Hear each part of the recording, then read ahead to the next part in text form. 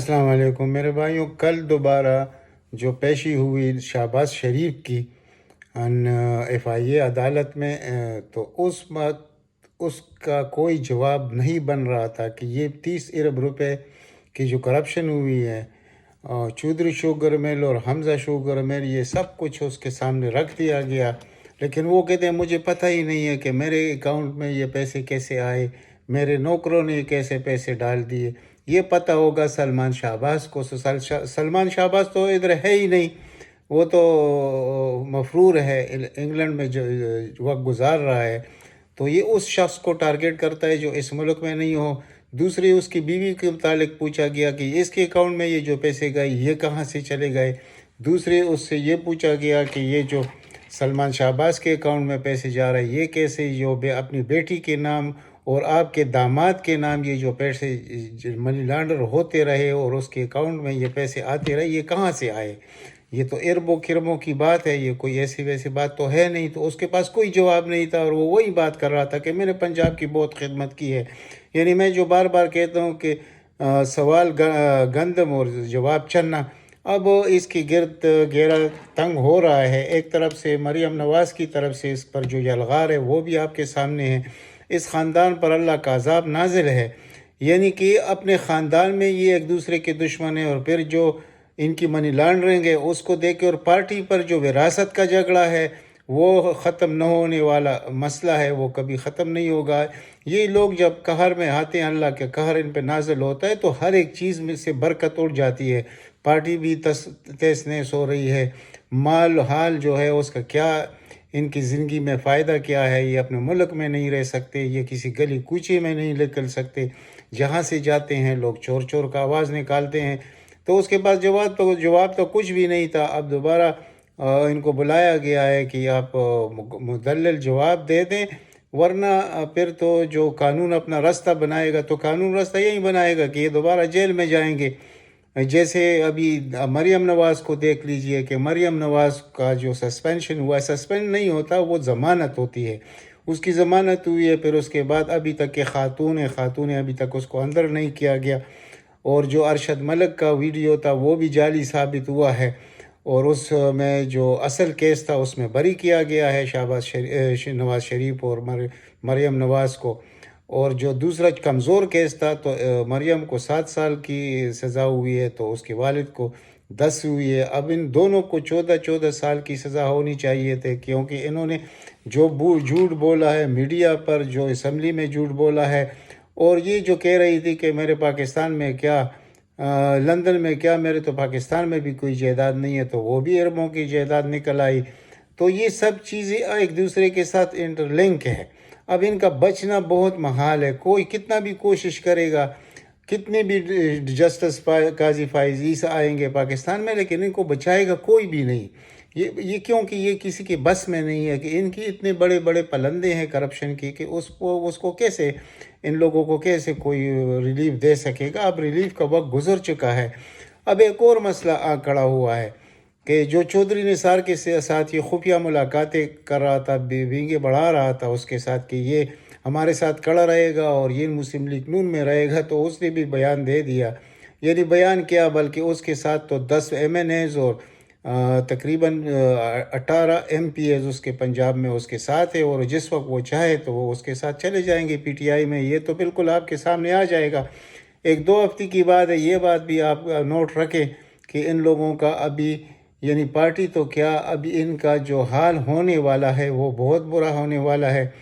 اور چودھری نثار اس وقت اس پوزیشن پر پہنچ چکا ہے کہ جو کچھ اس کے ساتھ ہوتا رہا چودھری نثار کے ساتھ، یعنی ایک طرف مریم کی طرف سے، دوسری طرف پرویز رشید اور خواجہ آصف، یہ سب ایک طرف تھے اور چودھری نثار ایک طرف تھا۔ میں یہ نہیں کہتا کہ چودھری نثار کوئی بہت بڑا لیڈر ہے، یا مطلب اس کا کوئی پریکٹیکل، اس کی زندگی میں کوئی پریکٹیکل اس میں کچھ نہیں ہے، صرف زبان ہے، اور زبان کی وجہ سے اس کے ساتھ لوگ ہیں۔ یہ ایک حقیقت ہے کہ اس کے ساتھ پارٹی میں کافی MNAs MPs ہے، اور آخر کار وہ کچھ بھی نہیں ہوگا تو انشاءاللہ وہ پنجاب کا چیف منسٹر بن جائے گا۔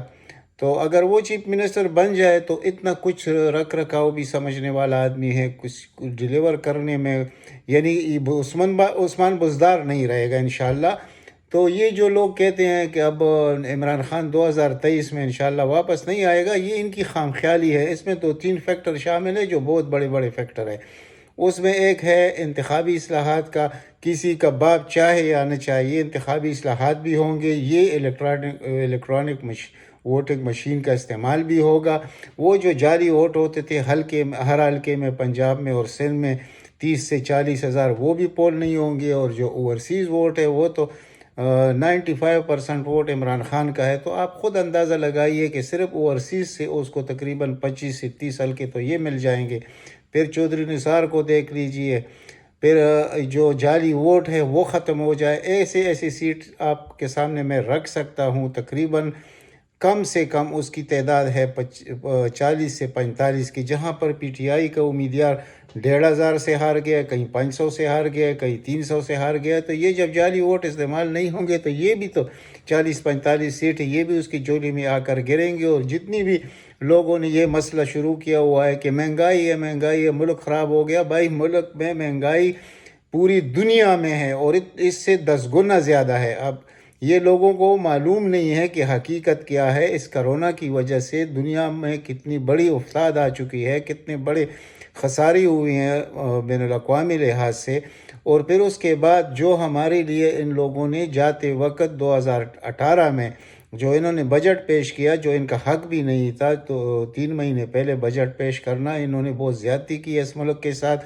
اور اس بجٹ میں انہوں نے جو ریلیف دیا تو ان کے اپنے اس وقت کے وزیر خزانہ مفتیٰ اسماعیل نے کہا تھا کہ ہم نے گورنیبل نہیں چھوڑا اس ملک کو، اگر ہم بھی آ جائے تو اس کو گورن نہیں کر سکتے۔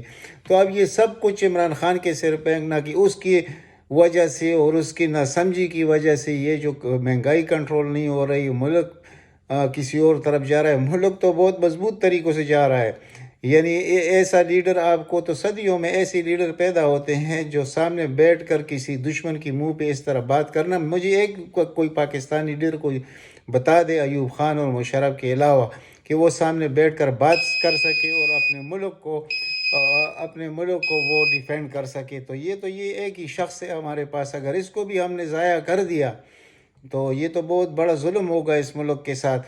اور دوسری طرف میں اشاروں میں ایک بات کرنا چاہتا ہوں کہ دیکھیں یہ جو آرمی ہوتی ہے یا ISI ہوتا ہے، جو کچھ بھی ہے ہمارے ملک کے، یہ ہمیں فخر ہے ان پر، وہ جو ہمارے لیے شہادتیں پیش کر رہے ہیں، ان کی وجہ سے ہم سکون کی نیند سو رہے ہیں۔ تو اس میں تو کوئی شک نہیں ہے۔ اور ہر پاکستانی جتنا پیار اپنے افواج سے کرتا ہے، شاید دنیا میں کوئی ایسا ملک ہوگا جو پاکستانی ہو جتنا پیار اپنے افواج سے کرتا ہوگا، ایسا مجھے کوئی نظر نہیں آیا۔ دنیا کے 30-35 ممالک ہم نے دیکھے ہیں، لیکن ایسا ہم نے نہیں دیکھا جتنا پیار پاکستانی عوام اپنے افواج سے کرتے ہیں۔ لیکن اب جب یہ DGI کا مسئلہ ہے، اس پر لوگ اشاروں کنایوں میں بات کرتے ہیں، لیکن نہیں، اشاروں کنایوں کی بات نہیں ہے، حقیقت ہے یہ چیز۔ اور ایسے نہیں ہونا چاہیے تھا۔ جو آدمی ڈیلیور نہیں کر سکتا، وہ جو ڈیلیور کرنے والا تھا اس کو کور کمانڈر لگا دیا گیا۔ یہ ایک طریقہ کار ہوتا ہے فوج میں کہ اگر کسی کو چیف آف سٹاف کے دوڑ میں شامل کرنا ہو تو ان میں سے جو 4 یا 5 جو سینئر موسٹ ہوتے ہیں ان میں سے ایک آدمی لگایا جاتا ہے۔ تو لیکن اس میں ایک شرط ہے کہ اس نے کور کی کمانڈ کی ہو، تو اس کو زبردست کور، یعنی بہت ہی ایکٹیو کورٹ میں بھیج دیا گیا۔ پشاور کا کورٹ اس وقت افغانستان کی وجہ سے بہت ایکٹیو ہے، تو ایسے آدمی کے تجربات کی بھی ضرورت تھی۔ لیکن جو DGI لگایا گیا ہے، اب آئندہ چند دنوں میں پتہ چل جائے گا کہ آخر یہ کیا ہوا ہے، یہ کون سا گیم کھیلا جا رہا ہے عمران خان کے ساتھ۔ تو میں تو نام لینا نہیں چاہتا، لیکن میں وارن کرنا چاہتا ہوں ہر اس شخص کو جو اس طرح کے کام کر رہا ہے۔ اور مثال کے طور پر اگر عمران خان کو نیچا دکھانے کی کوئی کوشش ہو رہی ہے تو میں ایک بات کروں گا ادھر اور اس کے بعد ختم کروں گا۔ دیکھیں، عمران خان نے 2 کروڑ ووٹ لیا ہے، وہ کسی طرح آرمی نے سلیکٹ کر کے اس کو نہیں بھیجا، وہ 2 کروڑ لے کر تو وہ پاکستان کا وزیر اعظم بنا ہے، اور اگلا انتخاب ہوگا تو انشاءاللہ 4 کروڑ تک بات پہنچے گی۔ یہ اس طرح نہیں ہوگا۔ تو 4 کروڑ عوام کا ایک نمائندہ اس کے ساتھ اس طرح کرنا کہ اس کی مرضی کے خلاف، جو اس کی مرضی سے ہونا چاہیے سب کچھ، کیونکہ DGI ڈائریکٹ وفاقی حکومت کا ادارہ ہے۔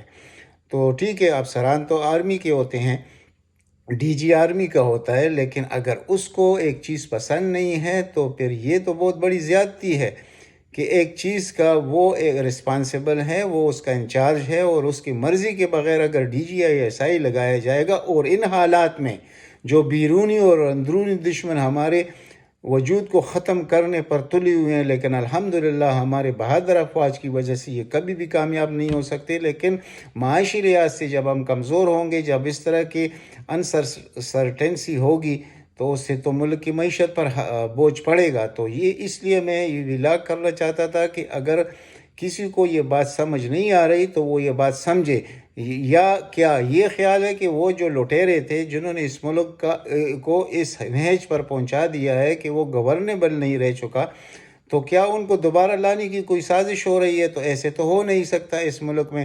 اور میں ایک بات میں نے پہلے بھی کی تھی کہ دیکھیں کہ عمران خان کے ساتھ اس وقت عمران خان وزیر اعظم ہے تو اتنا خطرناک نہیں ہے۔ میں وہ حامد میر والا ٹرم استعمال نہیں کرتا، میں حقیقی ٹرم استعمال کرتا ہوں۔ اگر عمران خان حکومت میں نہ ہو تو وہ سب کے لیے بہت بڑا خطرہ بن جائے گا، اس چیز کو ذرا سوچئے۔ اور عمران خان پر لوگ جان نثار کرنے والے بہت، وہ گنتی میں آنے نہیں ہے، وہ بہت ہی، وہ لاکھوں میں ہیں۔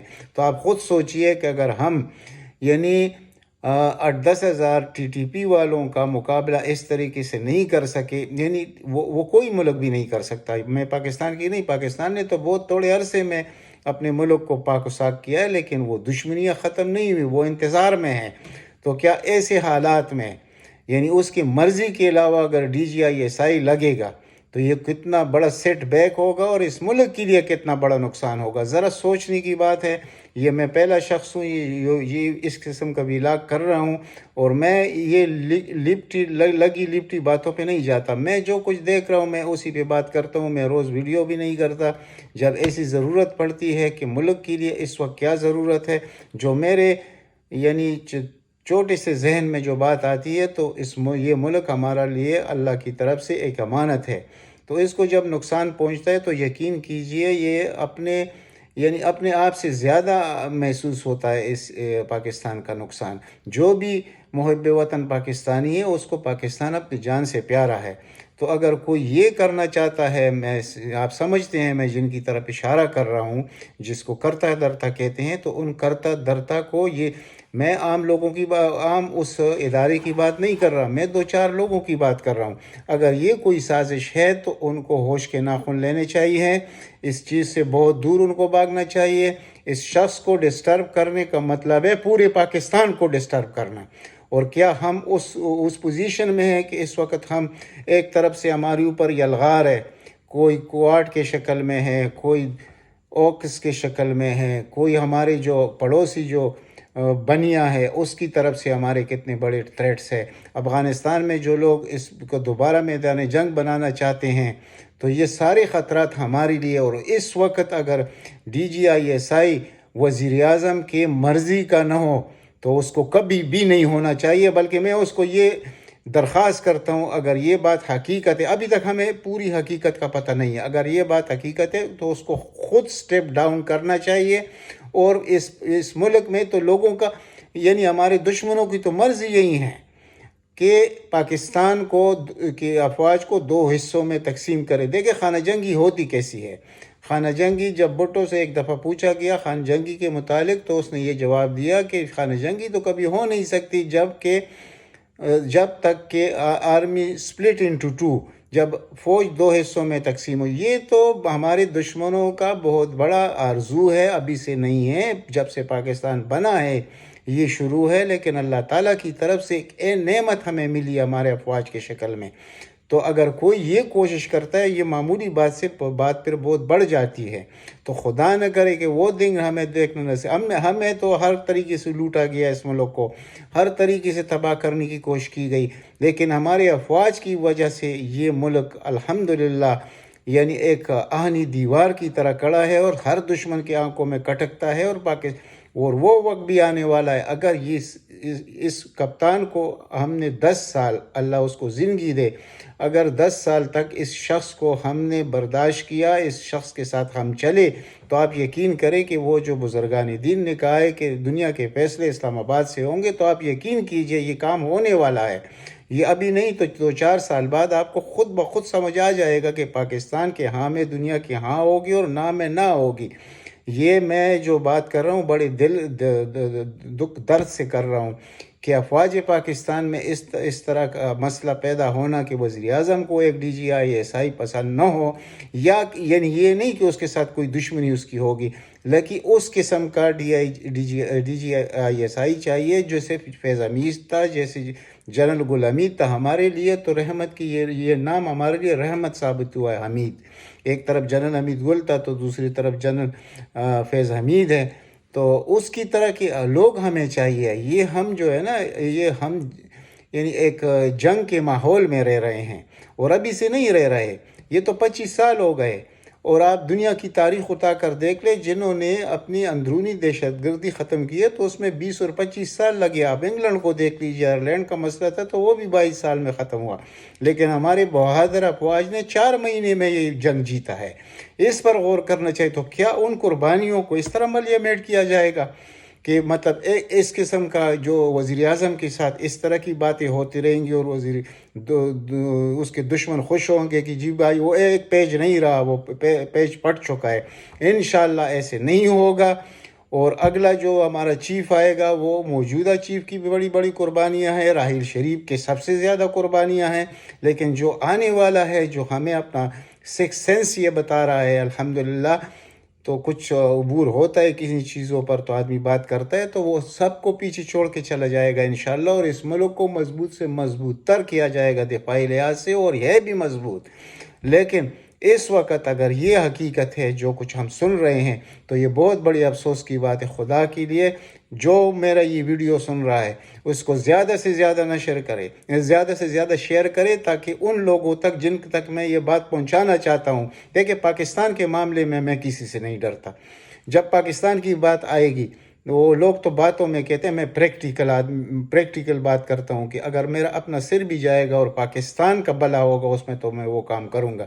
تو کون ہوگا؟ انسان سے کیا ڈرنا اور اداروں سے کیا ڈرنا؟ ہم اداروں کی احترام کریں گے، ہم ہر لحاظ سے کرتے ہیں، اور پاکستان کی افواج پر تو جان قربان کرنا ہر پاکستانی چاہتا ہے، کیونکہ اللہ تعالیٰ نے ہمیں یہ جو نعمت دی ہے افواج پاکستان کی شکل میں، یہ تو 200 ملکوں میں کسی کو نصیب نہیں ہوا، تو ہم یہ تو نہیں چاہتے۔ لیکن حق کی بات، انسان جو کوئی بھی ہے، وہ کوئی جنرل ہے، کرنل ہے، انسان سب ہوتے ہیں، انسانوں سے غلطیاں ہوتی ہیں، لیکن ان کا اس کا تدارک بھی ہوتا ہے۔ اگر ایسی کوئی غلطی ہوئی بھی ہے، یعنی DGI کی سلیکشن کے دوران، تو اس غلطی کو ختم کرنا چاہیے۔ یعنی میری بات عام لوگ بھی سمجھ گئے ہیں، اور جن تک میں پہنچانا چاہتا ہوں، خدا کرے ان تک یہ بات پہنچے، تو وہ بھی اس چیزوں پر سوچیں کہ پاکستان کے دشمن، آپ دیکھیں کون کون ہمارا دشمن ہے، اور ہماری جو حیثیت ہے کہ $6 بلین کے لیے ہم IMF کے پیروں میں پڑے ہیں۔ وہ کیوں پڑے ہیں؟ اس کیوں کے لیے کا جواب تو میں بہت دفعہ دے چکا ہوں کہ یہ 2 خاندانوں نے اس ملک کو جیسے لوٹا ہے، جس طرح اس کو ان گورنیبل کیا ہے، ایسے تو کسی کے دشمن کے گھر کے ساتھ بھی کوئی نہیں کرتا جو انہوں نے کیا۔ اب تک اتنا ہی، ملتے اگلی ولاگ میں، اگر ہو سکے تو اس چینل کو سبسکرائب کیجیے۔ اللہ تعالیٰ آپ سب کو اپنے حفظ و امان میں رکھے۔ والسلام۔